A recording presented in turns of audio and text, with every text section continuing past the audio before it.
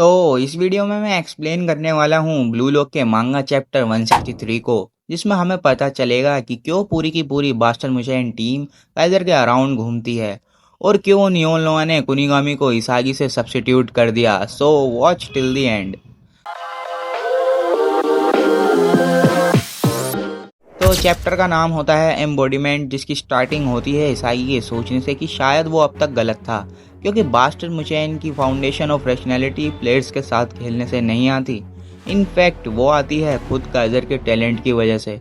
और ये इस टीम की फिलॉसफी है कि every goal ends with Kaiser impact, ताकि वो अपनी जीरो वेस्ट रैशनैलिटी वाली थिंकिंग को अप्लाई कर सकें। और ये एक परफेक्ट एग्जाम्पल है to turn zero into one. फिर इसागी को याद आता है कि ईगो ने एक ऐसे बंदे का मेंशन किया था जो अपनी ओरिजिनलिटी से जीरो को वन बनाने का दम रखता है, और वो बंदा कोई और नहीं बल्कि काइजर ही है।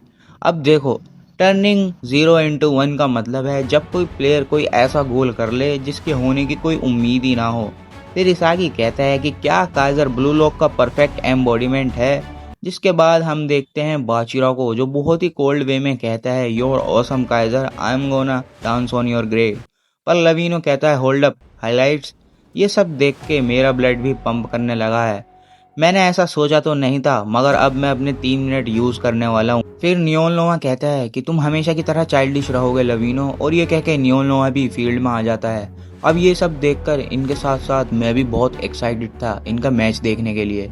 फिर लवीनो कहता है कि हम ऐसा चैंपियन लीग के फाइनल्स में खेले थे, जिसका रिप्लाई देते हुए नोआ कहता है कि वो सेमीफाइनल्स थे बेवकूफ़। फिर नोआ कहता है कि पास्ट रिवाइज करने में कोई फ़ायदा नहीं है, क्योंकि तुम पहले ही हार चुके हो। जिसका रिप्लाई में लवीनो कहता है कि मुझे तुम्हारी टीम पे तरस आता है, क्योंकि वो तुम जैसे साइबोर्ग के साथ फंस गई। जिसके रिप्लाई में नोआ कहता है और मुझे तुम्हारी टीम पर आता है, जो तुम जैसे बच्चे के साथ फंस गई। सब सुन के लवीनो चिढ़ जाता है, पर इन दोनों की कन्वर्सेशन सुनकर ये सब बहुत एक्साइटेड हो रहे थे।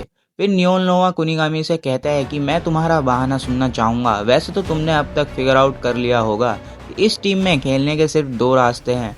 पहला, तुम्हें एक नया ऑप्शन बनना होगा जो काइजर को गोल करने में सपोर्ट करेगा, या फिर तुम्हें अपनी स्किल्स से काइजर को सरपास करना होगा, and you fail at both of those. So तुम्हारे पास कहने के लिए कुछ बचा है। जिसका रिप्लाई देते हुए कुनिगामी कहता है नो डैम इट। फिर नियोन लोआ कहता है कि चांस का अपोजिट होता है डायलेमा, और जब तुम किसी चांस को अपने हाथों से स्लिप होने देते हो तो तुम अपने आप को डायलेमा में पाते हो, जहां पर रिस्क और रिटर्न दोनों इक्वल होते हैं। अब क्योंकि तुम वो चांस ग्रैब नहीं कर पाए, सो इन रिटर्न यू पे द प्राइस। फिर नियोन लोआ वो कहता है जिसका वेट मैं पिछले 2-3 चैप्टर से कर रहा था, क्योंकि नियोन लोआ ने इसागी को कुनिगामी से सब्स्टिट्यूट कर दिया था। जिस पर इसागी सरप्राइज की है, पर तभी युकिमिया बोल पड़ता है कि पर मेरी ट्रेनिंग रैंकिंग तो इसागी से ज़्यादा है। जिसके रिप्लाई में नियोन लोआ कहता है कि आई नो दैट।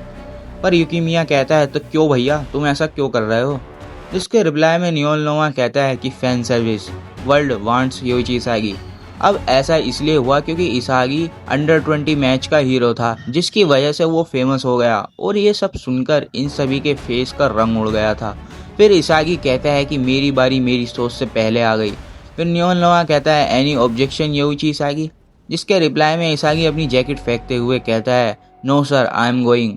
फिर लास्ट पैनल में हम देखते हैं इसागी को, जो कहता है कि वो इस चांस को वेस्ट नहीं जाने देगा। It's time to prove my existence. अब देखो, मुझे लगता है कि इसागी कुछ ना कुछ तो अमेजिंग करने वाला है, क्योंकि अगर उसने इस मैच में अपनी वर्थ प्रूव नहीं की तो उसे फिर से बेंच पर बैठना पड़ेगा। और अब इसागी के लिए ऐसा करना और भी मुश्किल होगा, क्योंकि यार फील्ड में मास्टर्स जो आ गए हैं।